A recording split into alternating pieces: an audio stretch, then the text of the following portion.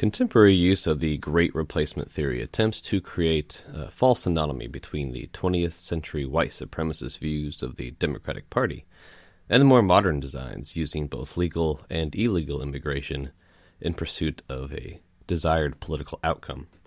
Not surprisingly, the same party that created and spread the racist Great Replacement theory attempt to label their modern opponents as racist despite the clear historical use of race as a tool to incense populations for political gain.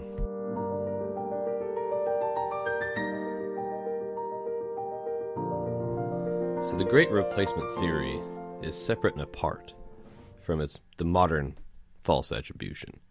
The way it's used today is actually not the thing that it is. They are resurrecting a much older strategy and period that really was quite legitimate. So the theory can actually be traced all the way back to where it seems so many wonderful things can be traced to, which is the antebellum era. During this time period, the Democratic Party, of course, still largely premised on slavery, but with the destruction of slavery, their entire kind of party purpose and platform, they took their kind of implicit white supremacist blood purity kind of thing and elevated it to the forefront to replace slavery as the primary ideological driver. And part of this was the routine use of propaganda that claimed that black suffrage, or the allowing now free blacks to vote, as well as entry into the normal labor market, would replace whites economically and politically. So this propaganda really intensified throughout the Civil War, and then it was elevated to the forefront of Democrat discussion during the Reconstruction era. An end to slavery was labeled as the destruction of the white laboring class, and black suffrage was framed as the destruction of white political representation. So these arguments were so persuasive, actually, that it compelled many white Southerners to fight and die for slavery who had no actual stake in its continuation, and only stood to benefit, actually, from its abolition. And they fought and died for the racist caste of Democrat society. So later, these same tenets would be used to uphold Jim Crow laws and were often marketed to the public as protections for the white man from both black labor and black political capital in some form or another. So that was the actual tenets of the real Great Replacement theory. It was used as a tool to first to attempt to uphold slavery, and then with the defeat of the Democratic Party in the Civil War, that same kind of strategy was just applied to try and re-implement the racial caste system of the democratic states, through insisting that if blacks were to actually be, able to enjoy all of the freedoms of every other citizen and all of the obligations of every other citizen, that would be the same as a diminishment or a dilution of white labor and, of course, white political power. So this kind of ideological strategy actually catered very well to the Democratic Party, and especially with the rise of progressivism and Fabian socialism. So throughout the very early 20th century, of course, you had this influx of kind of a scientific worship, and a lot of progressive concepts really fit into the paradigm that already existed through Calhounism.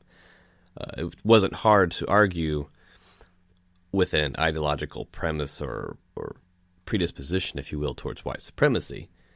The argument put forward by progressives that there were fit and unfit populations fit very well into the existing kind of left Hegelian Marxist oppressor-oppressed dichotomy that had been a hallmark of the Democratic Party at least since its formation.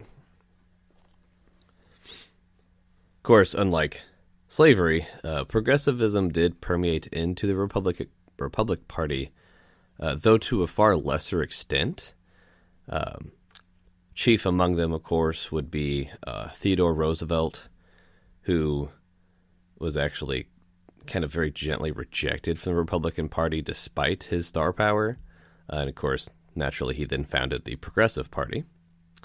Of course, Hoover was another prominent Republican that was a progressive. And of course, his political legacy just demonstrates how incompatible that is.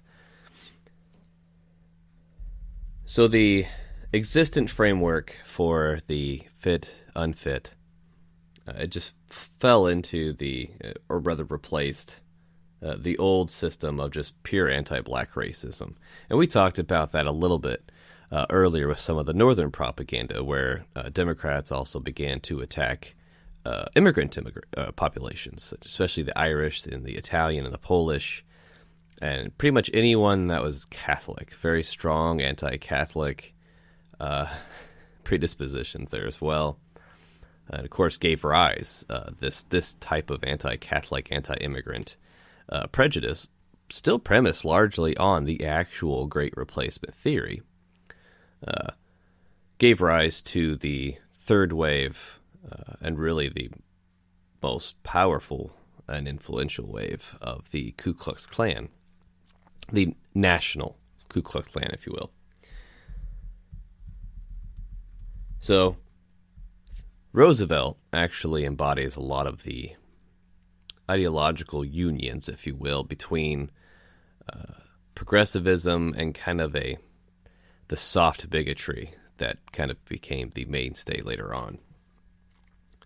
So he actually addressed something that he called racial suicide, and this was a phrase that he used to describe lower birth rates among native whites in America compared to immigrant populations.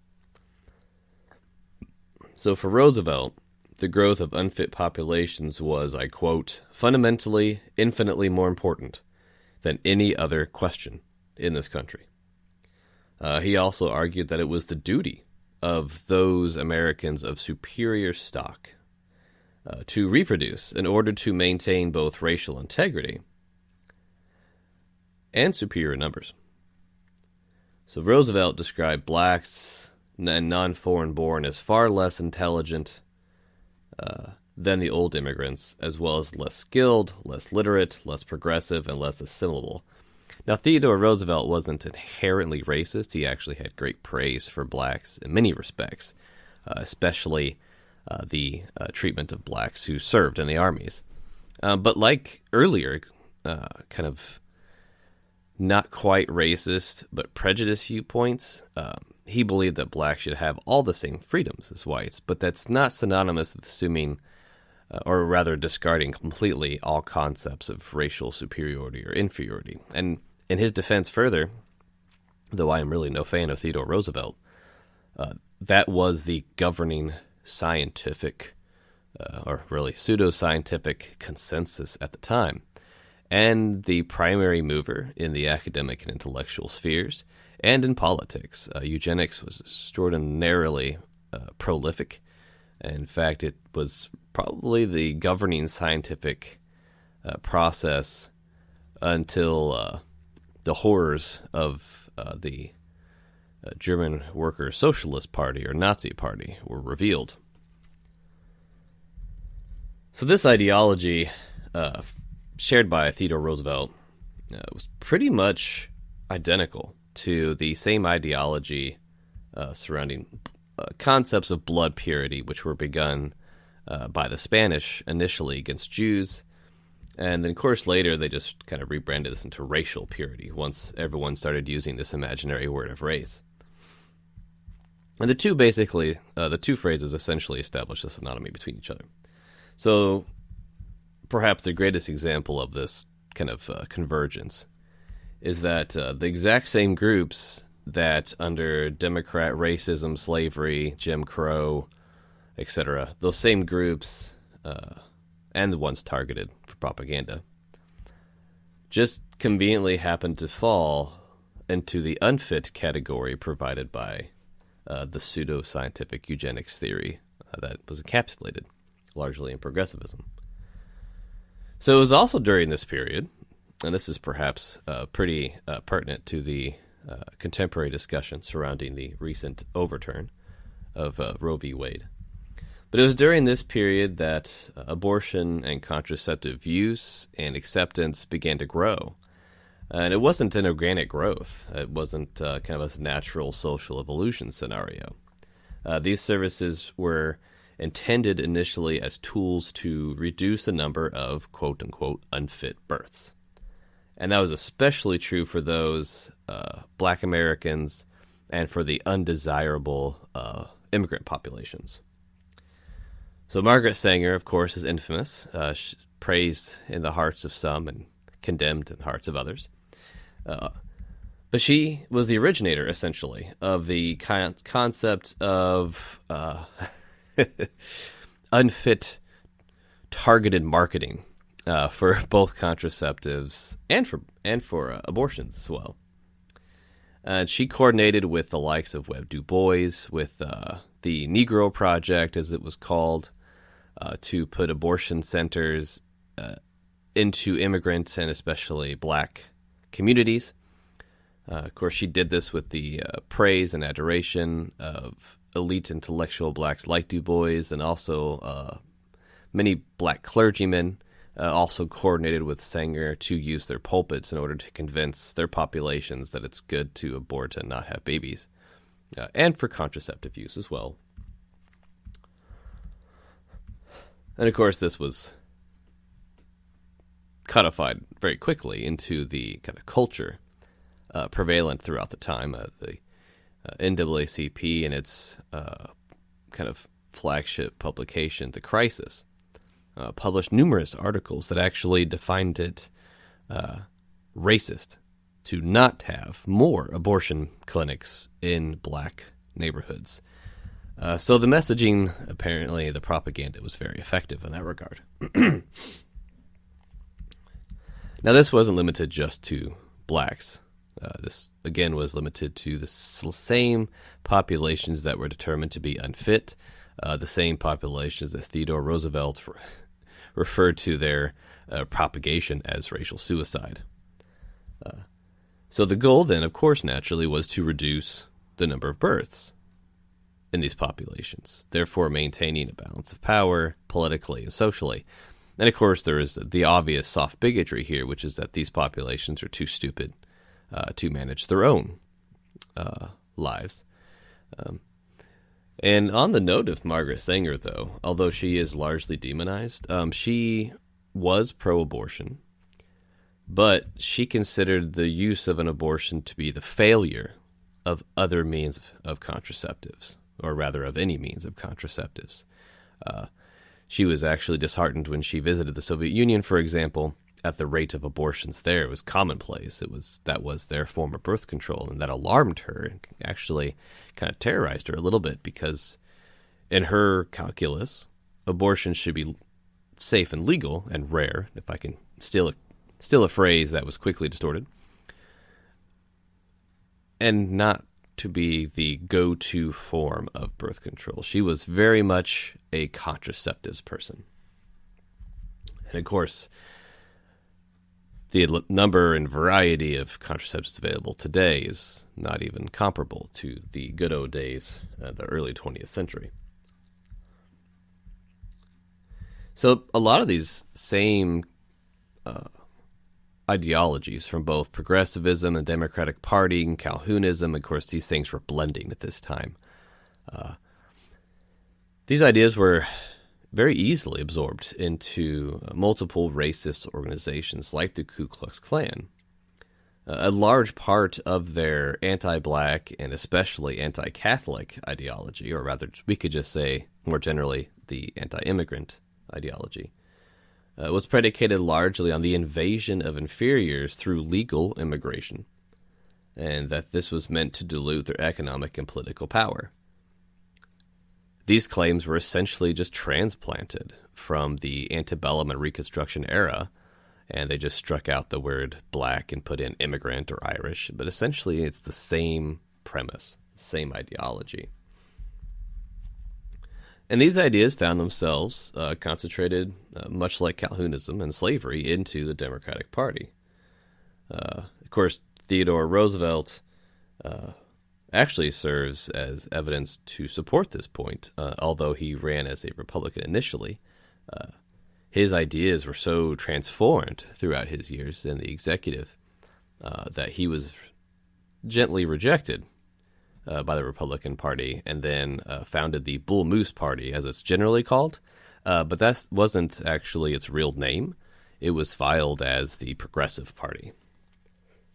Bull Moose is just kind of a gentle way, I think, through the lens of modern historical revisionism, to try to kind of obfuscate that little bit of reality there.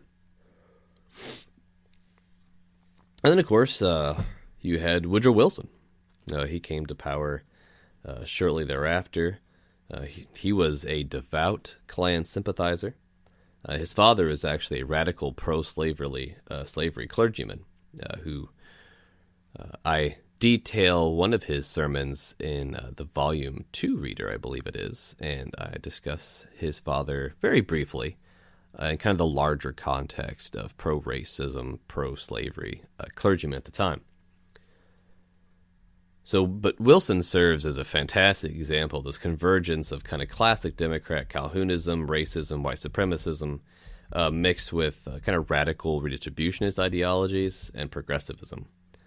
He disliked blacks, and he glorified the Ku Klux Klan and the South and the Confederacy more generally. And of course, this occurred all while he sought to just rapidly expand the power of the presidency and the power of an unelected bureaucratic administrative state, two hallmarks of progressivism. And of course, there's perhaps no greater example of that than the Creel Commission, the first and only federal control of information. So the First Amendment didn't exist anymore under Woodrow Wilson. So with the Great Depression, the conflicts that were already kind of fairly common, especially over available jobs, exploded. And this was inflamed further with the organized labor, which is many, if not most, were actually Communist Front organizations or were otherwise organized through communist or socialist agitators. Not all, of course. But we needn't focus on exceptions to try to disprove the point whenever they just kind of justify the point. And it was not uncommon at all during this time period for white union workers to beat and kill black workers, immigrant populations. And this was especially true during strikes. So anytime a union went on strike, there was this unwritten rule that even if you were starving and needed a job and your family needed something, you were somehow morally obligated not to seek employment at that company or manufacturer or whatnot that now had a serious labor deficit because of the strike. So these people were called strike breakers. And blacks were notoriously targeted for abuse by these striking unions, and this was covered very, very well in George B. Kotkin's book titled Strike Breakers, Evictions, and Violence. And he explains, and I quote, "So damnatory was Jack London that he thought strikers had the moral right to kill those who took their jobs and broke their struggle." Like most trade unionists and radicals of his time, London assumed that strike breakers and violence went hand in hand. And of course, this Jack London that Mr. Kotkin is referring to, he was one of the leading figures of organized labor internationally. And he also just happened to be a leader of the Socialist Party. So the influx of radical redistributionist ideologies found an easy transition and really a very comfortable home in the existing anti-black, anti-immigrant racism throughout democratic elements. The Great Migration, of course, contributed immensely to this. You had the influx not just of Southern blacks, but also Southern whites, and with them their intergenerational social conditioning and propagandizing, who's all went to the north and fled their beautiful Southern Confederacy because they needed jobs. So you have a massive influx of a white population that's already been kind of gaslit to react violently to blacks, We can thank, of course, the earlier propaganda in the Democratic Party about black freedom and working and suffrage equating to your personal oppression. So we just keep seeing this kind of left Hegelian Marxist influence. So organized labor unions, they essentially just replaced the N-word with scab or strikebreaker, and that instantly justified their violence and, in many cases, murder of blacks and any others who attempted the grievous crime of seeking employment. So in the South, instead of lynching to protect the sensibilities of their Southern white belles, which was kind of their hallmark, these Northern elements, they slaughtered and beat blacks because they were looking for employment. And by looking to be hired and provide for their families, socialists, labor unions, etc., they phrased them as attempting to destroy white livelihood, to starve and kill their own families. So if we kind of see this ridiculous and absurd sensationalism here again, where the conclusion does not match the premise, but the conclusion justifies the actions of those involved. That is the hallmark currently of American politics, it would seem. And it's not a new thing. It's just a continuation, really, from the antebellum era at the very, very latest. And the kind of hyperbole surrounding so-called scabs or strikebreakers was expressed pretty clearly, again, by Jack London. He considered the murder of any and all of those seeking employment to be fully justified as an act of self-defense, because one simply has to pervert natural rights theory, twist, shape, and pervert it to fit what you want it to mean, naturally. So, as Jack London described, if a striking union member just so happened to murder or assault a so-called scab, it was justified because, and I quote, he tries to kill the man who is trying to kill him. And then he goes on to explain what this means, and I will quote here. When a striker kills with a brick the man who has taken his place, he has no sense of wrongdoing. In the deepest holds of his being, though he does not reason the impulse, he has an ethical sanction. He feels dimly that he has justification, just as the home-defending Boer felt, though more sharply, with each bullet he fired at the invading English. Behind every brick thrown by a striker is the selfish will to live of himself and the slightly altruistic will to live of his family. So just a absurd glorification and romanticization of killing or assaulting people who are competitors against you in the labor market. And this was not a viewpoint that was unique to Jack London, although it is illustrative to quote him since he was the central figurehead of organized labor and socialism at the time. But the Labor World, which was a socialist newspaper, published a little snippet in 1917, which I'll read here presently. I quote, "While the Union stands for the only organized force enlisted in defense of the worker, and striving for his advancement, it has a right to demand that all workers enlist, and if they will not, why then by the closed shop or the closed mine, to conscript by force the necessity, the slacker, the sneak, the strike-breaker, who fails to meet the issues of the hour, the demands of the time, as honorable men should and will." So there's just so many, it's dizzying, actually, ideological convergences at this time period. You have Fabian socialism, you have kind of this American form of progressivism, Marxism, and of course all of that is just stirred in this already existing pot of left Hegelian Calhounism that had been persisting since the earliest part of the 19th century. But one can see then that this type of rhetoric is what resulted in Southern lynch mobs that were largely fueled by the same Democrat propaganda that had been used to incite mobs earlier.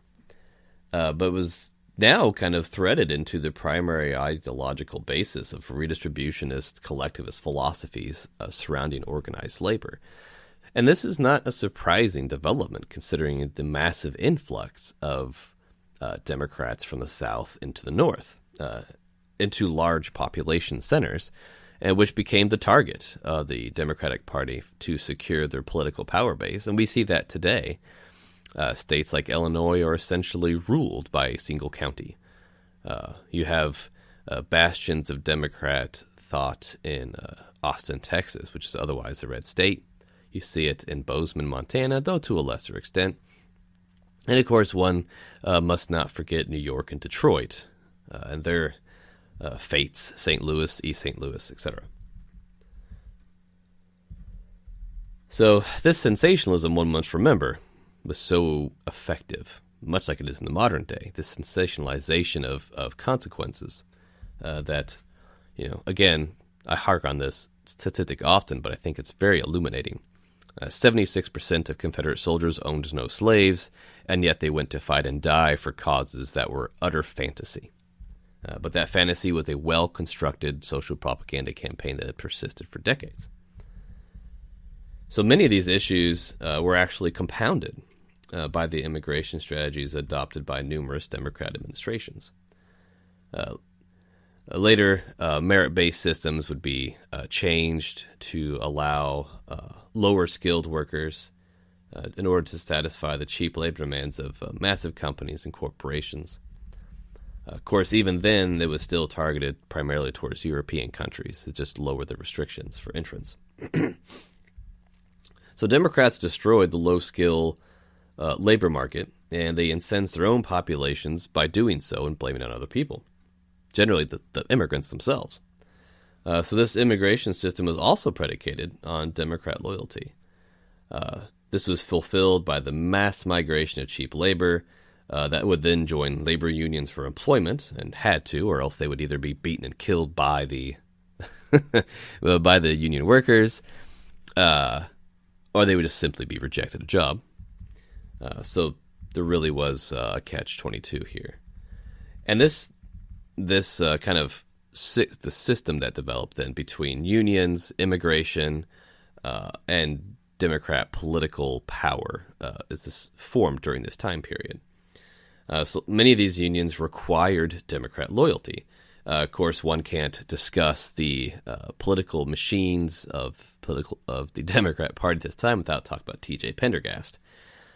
His political machine is probably one of the greatest examples of this particular pattern.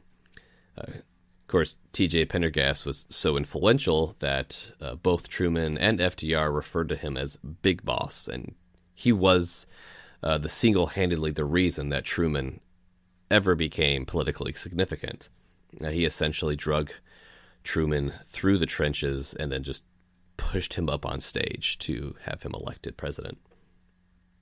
He also made sure that Kansas City voted for FDR, and what happened then was all those New Deal jobs and programs, FDR actually somehow authorized Pendergast to allocate those jobs and resources. And of course, there was the understanding that should you be employed on one of these work projects, that you were expected to be a union man and, of course, to vote Democrat. So the actual original racist origins of the Great Replacement theory, for what it truly is owed to the Democratic Party, and largely its anti-black, anti-immigration propaganda. Now, of course, this propaganda began to change shape with the rise of progressivism and the pseudo-scientific branch of eugenics. But the fiery rhetoric that had first incensed Southern non-slaveholding whites to violence continued throughout organized labor, with the violence and murder of blacks and immigration populations by so-called, air quotes, nativists, pretty commonplace at this time. These unions were often organized by socialist and communist associations comprised with a membership that was heavily Southern white, who had escaped along with blacks in the Great Migration to the northern metropolitan and manufacturing centers. So that brings us to the present, more directly. So, like so many other elements of history, contemporary mouthpieces attempt to falsely attribute the history of real Great Replacement theory that is owed to Democrat, Socialist, Communist, and they try to project that on their political adversaries. So this is not only false and dishonest, but it's a ploy to try and baptize themselves and absolve themselves of their own history. So what exactly is the concern then that's being expressed by some in the modern day concerning legal and illegal immigration? Well, these are founded in political voting demographics, and they've been bragged and espoused by prominent Democrat leaders, publications, newspapers, and journalists for decades. So this is, fortunately, this makes this a kind of a quantifiable issue. So these kind of highlight, too, the ideological roots between the incendiary Democrat rhetoric and roots of the actual Great Replacement theory. Democrat Party used sensationalist, impassioned, and fallacious arguments for slavery, for segregation, for Jim Crow, and then for anti-immigrant rhetoric and stuff as well. And all of this was predicated and wrapped up into the actual and real Great Replacement theory.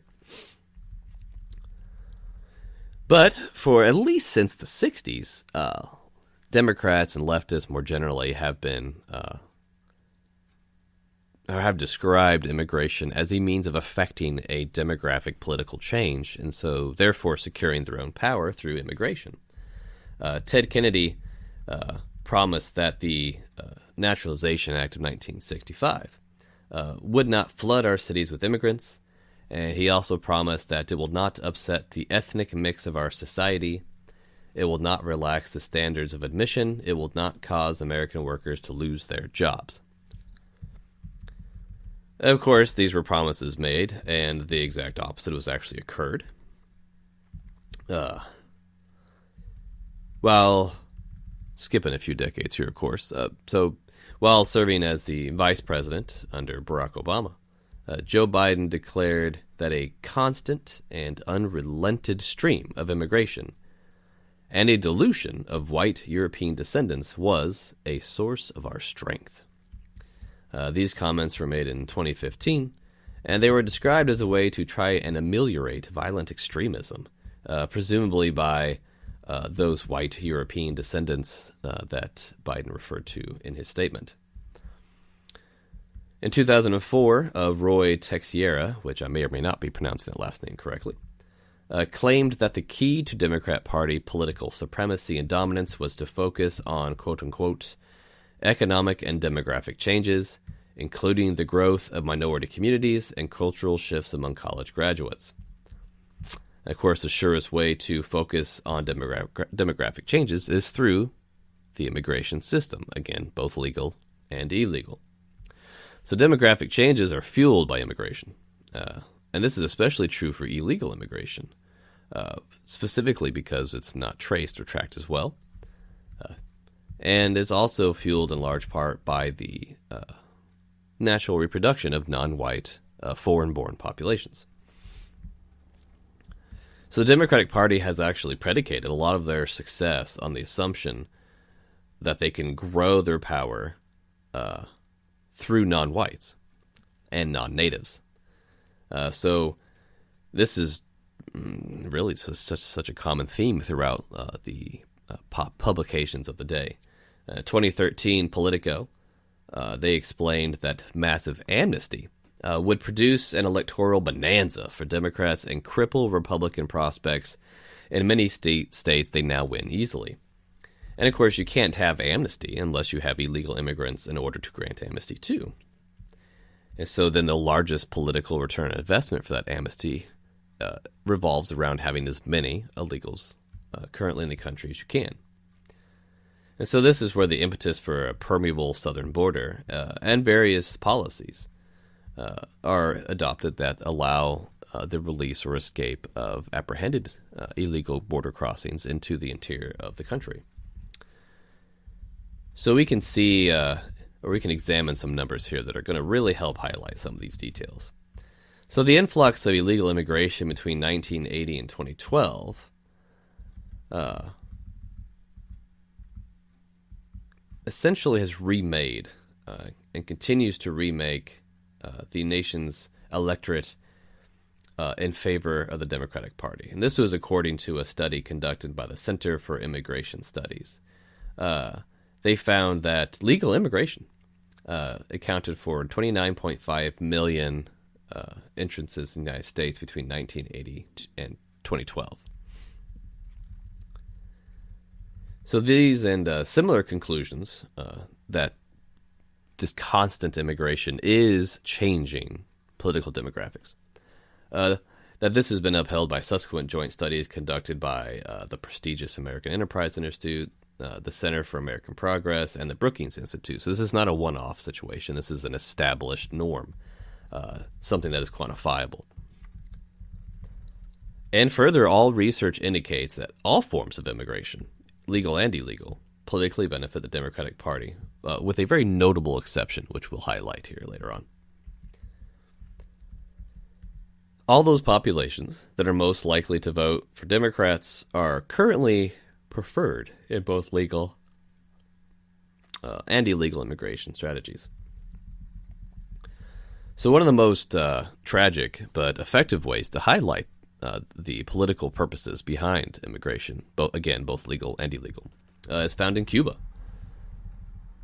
So the Cuban refugees effectively are utterly rejected from the United States. They're trying to flee their communist dictatorship, but there's no qualms about it. Biden actually declared that all Cuban refugees were forbidden from placing foot on American soil. And while he's telling the Cubans to go pound sand, of course, the southern border is wide open. We have catch and release, releasing to the interior, so on and so forth. So a study done by the Pew Research Center showed that as of 2020, 65% of non-Cuban Hispanics lean Democrat, while only 32% lean Republican. Compared to the Cuban population, 58% lean Republican and only 38% Democrat. So specific to the Cuban population, the Democrats stand to gain nothing politically but to lose political grounds. All other forms of Hispanic immigration, legal and illegal, they benefit from tremendously. So since non-Cuban Hispanic immigration doesn't strengthen their political power, they're rejected. As of 2018, half of all legal immigrants originated in Mexico or other Latin American countries. And of course, 54% of all Latin American legal immigrants reliably vote Democrat, while only 11% predictably vote Republican.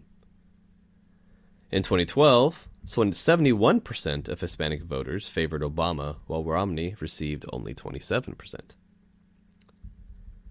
Among illegal immigrants, 54% identify with or lean Democrat, and only 20% do the same for Republicans. And of course, Cubans are the exception to this otherwise predictable reality. So this explains, then, the language of Alejandro Mayorkas, which is the Homeland Security Secretary for President Joe Biden. He said, and I quote, "Allow me to be clear. If you take to the sea, you will not come to the United States." Mayorkas also explained that no Cubans would be allowed to enter the United States, period. They would be apprehended by the Coast Guard and forcibly returned to their home country. Anyone who was seeking asylum had to do so in a different state, and none were welcome in the United States. Now, it stands to mention, that Mayorkas actually fled Cuba along with his parents as a one-year-old child in 1960 to escape the Cuban regime. So while he himself is a direct Cuban who he and his family benefited tremendously from the kindness of the American society and culture, he seems content to at least express the views that reject others from experiencing the same. However, all Southern refugees and immigrants, legal and illegal alike, are welcomed. But Cubans fleeing the dictatorship of the communist regime, not so much. And the White House has yet to offer any explanations or justifications for their decision in this regard or their position. So allowing illegals to remain in the country for a number of years prior to amnesty also benefits the overall Democrat advantage that they enjoy politically. The longer a foreign-born person remains in the country, the greater their divergence in political affiliation. So an illegal that is in the country for less than 10 years tends to favor the Democratic Party 26% to 9% Republican. So the Democrats have a 17-point advantage. However, by year 15, this spans to a 49-6. So by the 15th year, Democrats have a 43-point advantage. And this pretty much remains unchanged thereafter. 20 more years, they gain one more point to 44 points. Illegals or legals that are in the country, 20 more years, they identify Democrat 54% of the time and identify Republican only 10% of the time. And of course, this advantage only grows because, with total political participation, let's say. So only 38% of those in the country less than 15 years involve themselves with either party. But again, we get to that sweet 15-year mark, and 68% of all Hispanic immigrants, both legal or illegal, decide to get politically active. And of course, that just feeds more power then into the Democratic Party political base. So the sweet spot is essentially 15 years for amnesty. So that's where you get this cyclical pattern of illegal immigration followed by amnesty, reluctance to reform immigration systems or to erect a border wall, with the hope that in another 15 or so many years you can have an additional wave of amnesty, and each one of these waves results in a Democratic Party political power increase. So Hispanics count for about 50% of all legal immigrants as well. So that means that 15 years after a Hispanic immigrant legally enters the nation, 44% more of those will vote Democrat than will vote Republican. And of course, the same applies to illegal immigrants. So to put the matter into context a little bit, if 100 legal Hispanic immigrants entered the United States today, it is likely that in 15 they would already be majority Democrat, but in 15 years, 54 of them would vote Democrat, and only 10 of them would vote for Republican. So in fiscal year 2021, for example, there were a total of 46.2 million foreign-born population in the United States.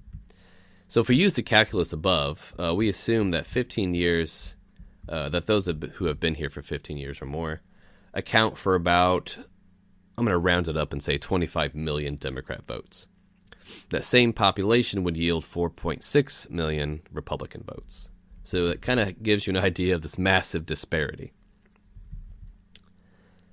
Also, as of 2021, approximately 15.5 illegal aliens reside in the United States. And of course, there is no way to accurately know because they're illegal.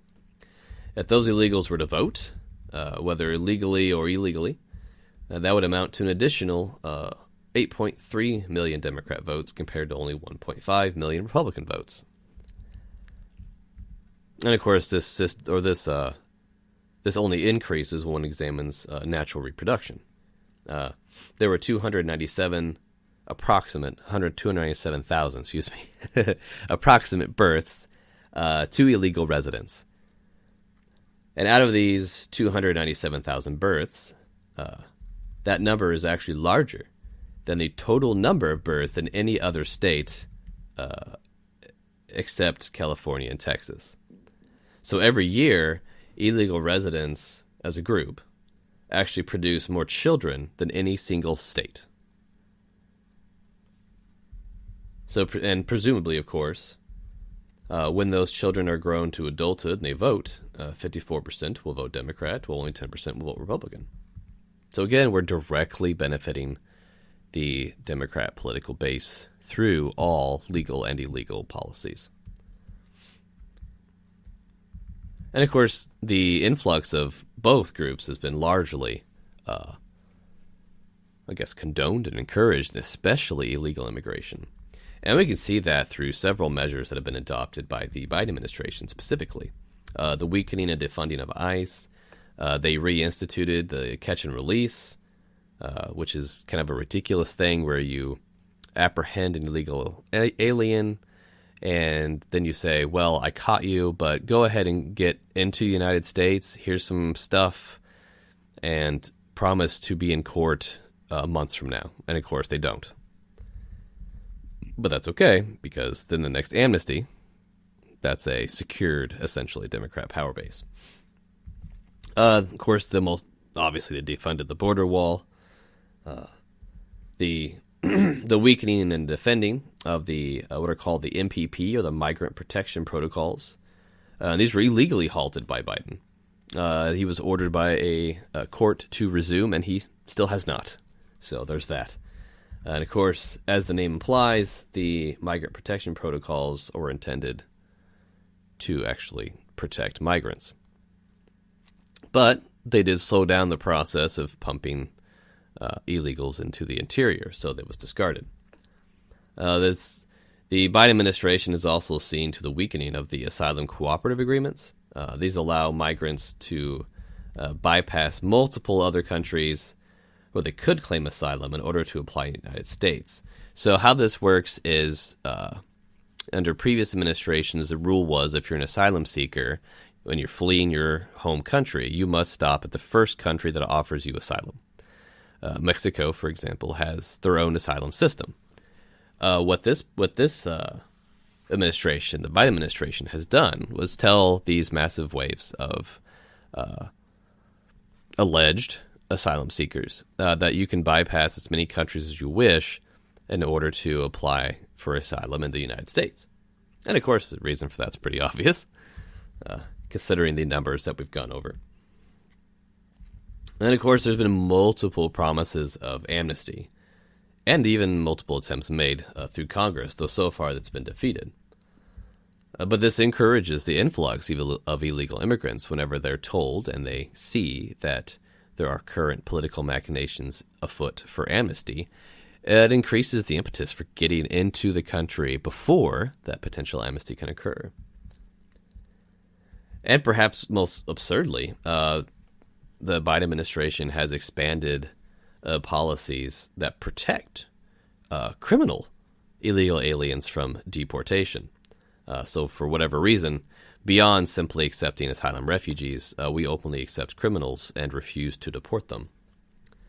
So all of these measures have been taken unilaterally. Wow, that's a good one. Unilaterally by a Democrat administration that directly benefits them politically.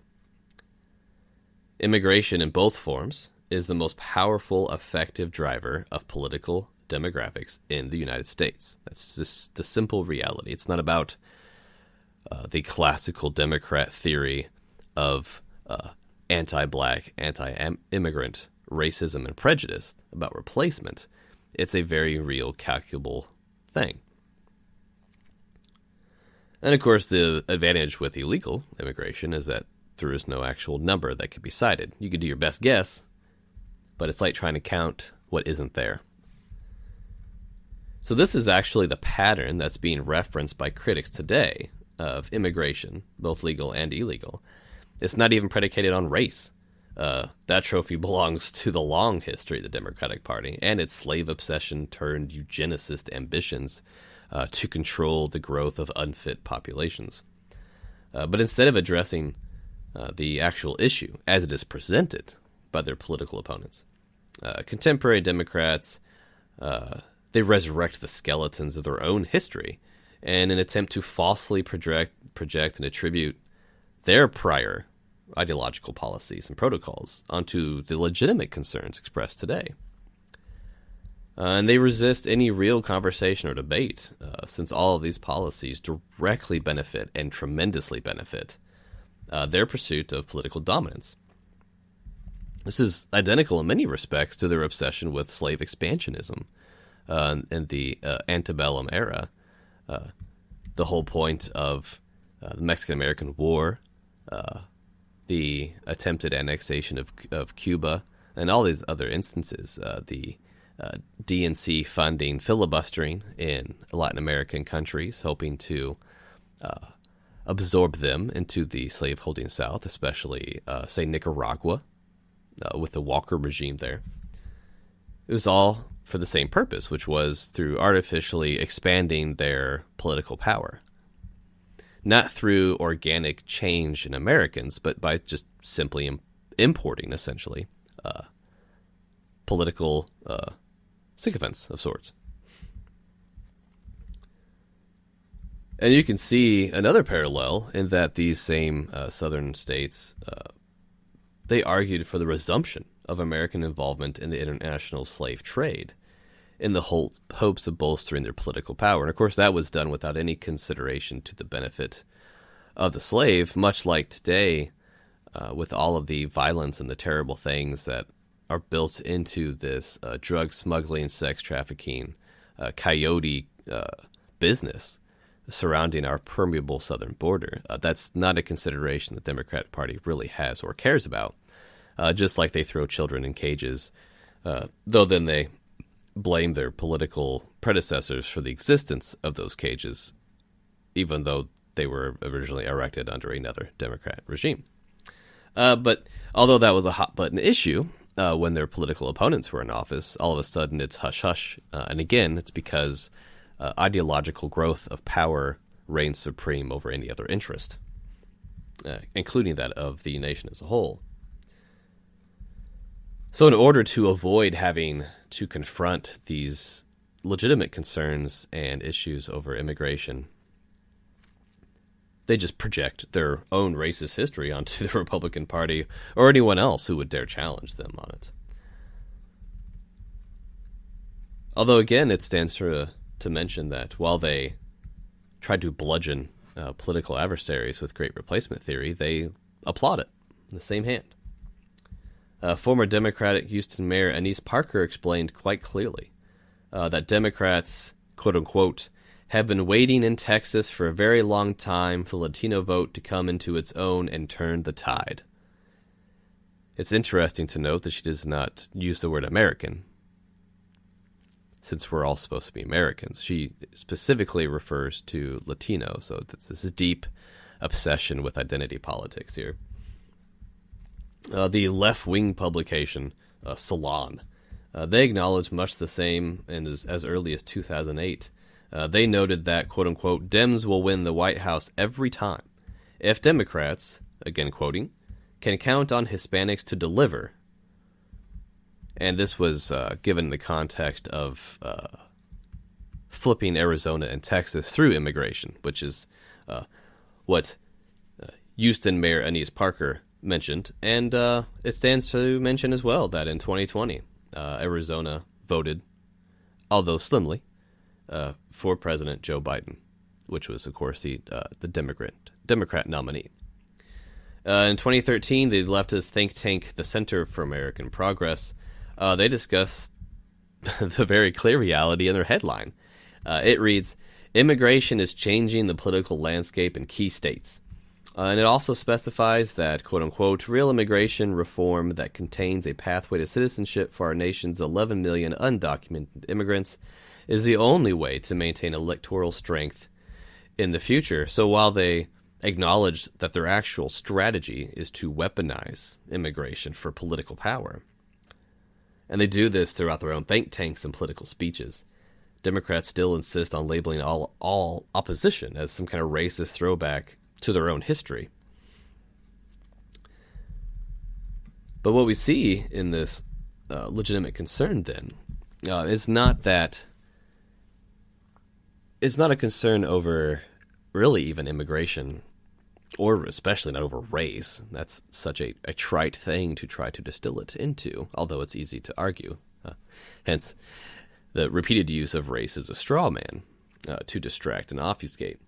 But it's because the Democratic Party cannot win with existent American populations. So those Americans that already vote, excuse me, are opposing the Democratic Party, or simply being neutral, if you will.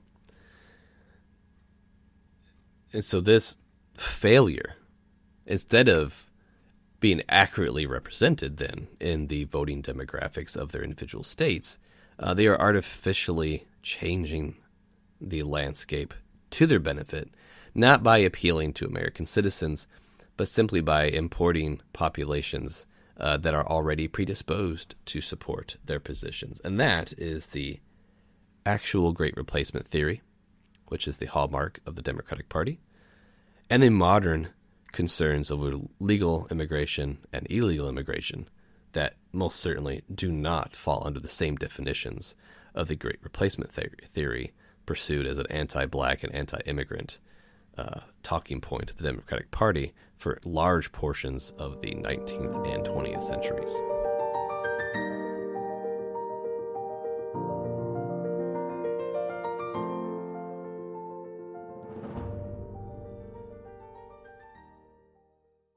If you enjoyed this episode, please subscribe, share, and leave a 5-star review. The Shane Caraway Show is available on Google Podcasts, Spotify, Red Circle, and wherever you listen to your podcast. Also, visit 1787project.com to learn more.